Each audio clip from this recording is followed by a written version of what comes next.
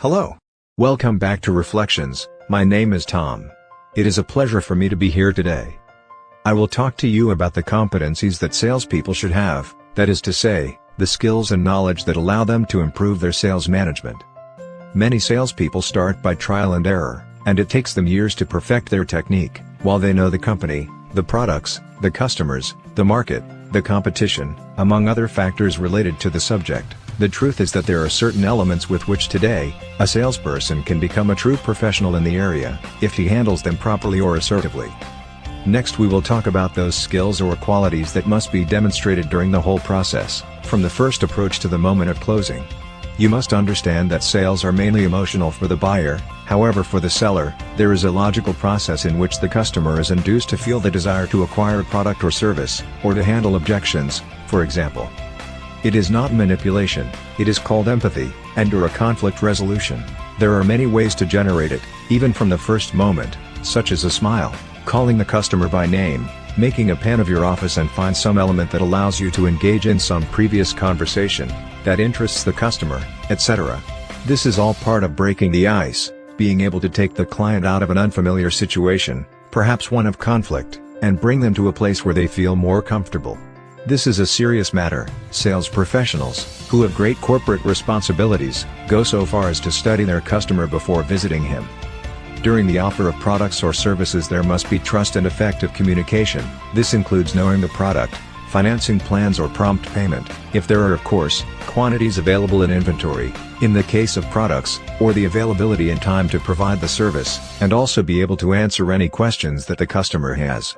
At that moment, the salesperson is the only link of the company, and therefore, knowing all the internal processes becomes vital. Payment, dispatch, returns, among others.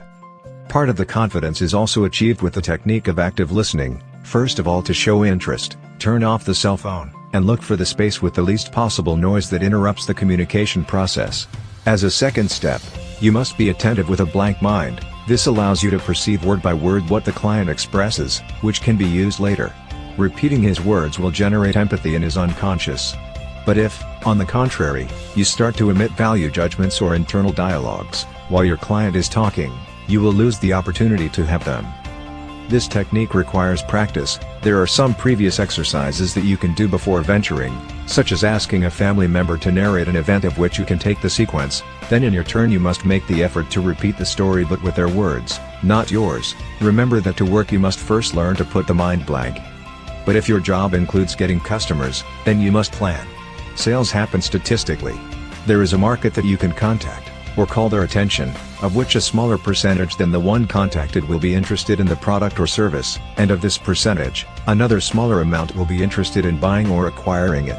The rule is that the greater the number of people contacted, the greater the probability of sales. The approach must be objective, proactive, and insistent. The powerful question is, how many customers did you contact today? Planning helps to organize and optimize the time with your customers, to do seeding work, to gain experience with each new situation, and thus to improve processes, to stay active and with expectations. It is an excellent way to follow the cycle and self-evaluate. Sowing, customer, product, sale, and after-sales service, which is also important. Remember that the better the planning, the greater the autonomy. I do not want to overlook the management of social networks, but I would say that they are the best working tool today, in terms of customer acquisition, product offerings, quotes, and most importantly it can be done in real time, in terms of satisfying your customer. That is why companies must catch up with the inclusion of this new communication and database management system, which is here to stay. There are other elements to which salespeople must pay attention. In this case they are related to the mission, vision, and values of the company they represent. In addition to some of the attributes explained in the previous paragraphs, values such as honesty, quality, customer satisfaction, or continuous improvement of each process, among others. In this sense, when talking about honesty, for example, the Russians say that lies have short legs, which means that you can only lie to the customer once. It is better to have the truth up front in a conflict situation rather than lies. Honesty can be evidenced in negotiation, quality of products, delivery times, cost-value relationship of a product or service, etc. Greed is also a very bad advisor. There are other operative elements such as punctuality, presence, fulfillment of commitments, which it should be part of the new habits. It is really not easy for the person starting out, because his comfort zone will scream at him, whereas the person I used to know. The brain also helps and does what it can to sabotage. Among the most common, sends a message to the hormones, causing the body to start feeling nervous, or wanting to go to the bathroom, at the least indicated moment, for example. This is very real. Nowadays, in order to get from a situation like the one I am talking about at this moment, to another desired one, there are professionals in the market that through a technique of questions can confront beliefs, generating a change in behavior.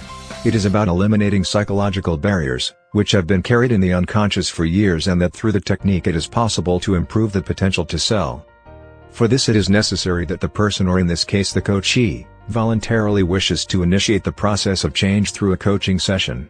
This is a personalized process, in which the coachee is responsible for finding his or her limiting beliefs, and elaborate an action plan that allows him or her to overcome barriers, thus improving his or her performance. But if it is a situation that the person cannot control, a psychological or psychiatric evaluation is recommended. These are alternative possibilities for improvement.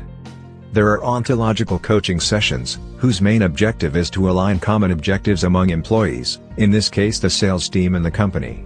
It is also possible to act by means of the appreciative inquiry method, proposed by positive psychology, which consists of improving a situation within the company in the future, starting from the basis of what is handled positively in the environment. In summary, the internal or personal emotions that are generated when selling, in many cases collide with the environment, so it is important to make known how they work to the people involved. This additional knowledge will undoubtedly improve a change in behavior, and the sum of each individual part, in the performance of the company as a team. This is the end of today's video. I hope it has been useful for you. Soon I will be posting another video of reflections, with another interesting topic. I am very grateful, and until a next opportunity. Thank you very much. This video is a courtesy of the books Me Entrepreneur, and 500 Notes for Ventures, which are available in the digital version, in English, at Amazon Kindle. They are two perfect books, so you can add value to your project. Give them a chance to help you, and I'm sure they will. Have a nice day.